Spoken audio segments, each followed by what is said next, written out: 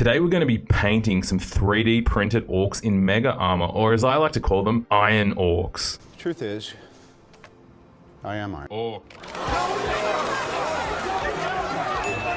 We're going to be testing out priming them in different colors, black, brown, gray, and to see what difference that produces. I want to emphasize the goal of these paint jobs is speed. So if you're looking to enter Golden Demon or something like that, this is probably not the right video for you. 3D printing is tripling my pile of shame. And so I've got a lot of models to get through and not enough time to paint them all to a top tier standard. The models on show today are Puppets War's Orc release from their June Patreon. This is not a sponsored video, but Adrian, hit me up. I'm always keen to collaborate. I don't think I'm gonna get that opportunity. I loaded up all the parts into Lychee and printed them out and only had one major fail with one of the orc bodies, which I was able to patch up with some green stuff so you can't notice a thing. I'm just kidding, you can. I'm terrible with green stuff. You didn't see anything. Now, after assembling the models, I went outside and primed them. It might have been a better idea to put them on bases to make priming easier so I didn't have to flip them over. In terms of the color scheme, I was inspired by a Russian YouTuber who used a variation of the slap chop method, which everyone's been frothing over on YouTube in the past couple of weeks. It's basically building up a gradient by dry brushing the model, and you progressively use a lighter color and dry brush less. And this kind of does the highlighting for you before you apply your contrast paints.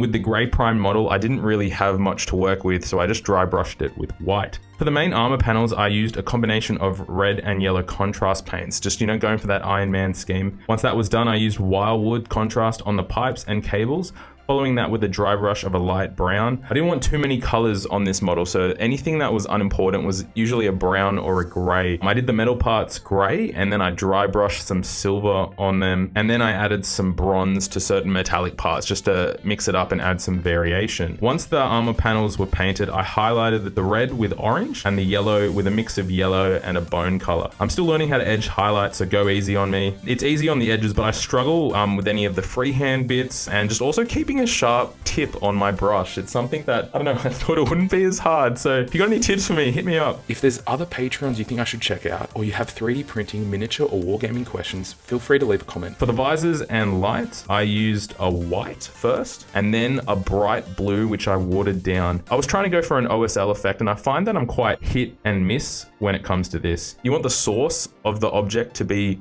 almost white, just to emulate that's what's going to be the brightest part of the model. Let me know how you think I did with the OSL. And if you got any tips or any resources for OSL, I'd love to keep practicing. The metal claws, I used some blood texture paint to finish them off. For the base, I used Vallejo's texture paint because they're just good value for money. Then I started with a dark brown base coat with a dry brush of a light brown, and then a final light dry brush with an orange. I then finished up the base with a grass tuff.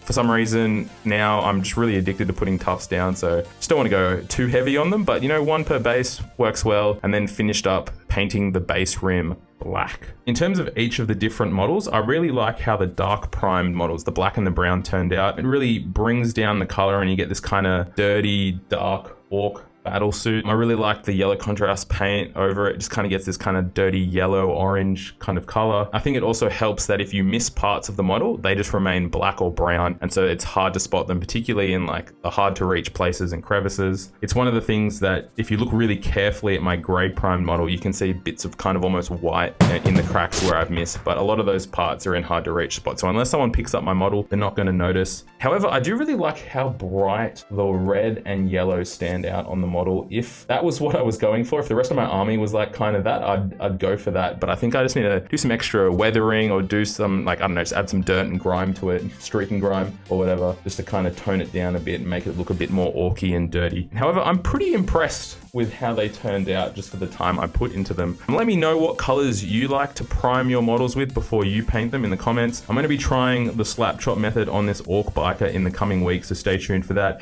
If you want to see how I painted an orc warboss, you can click here, or if you want to see another hobby related video, you can click over here. Thank you for watching and happy hobbying.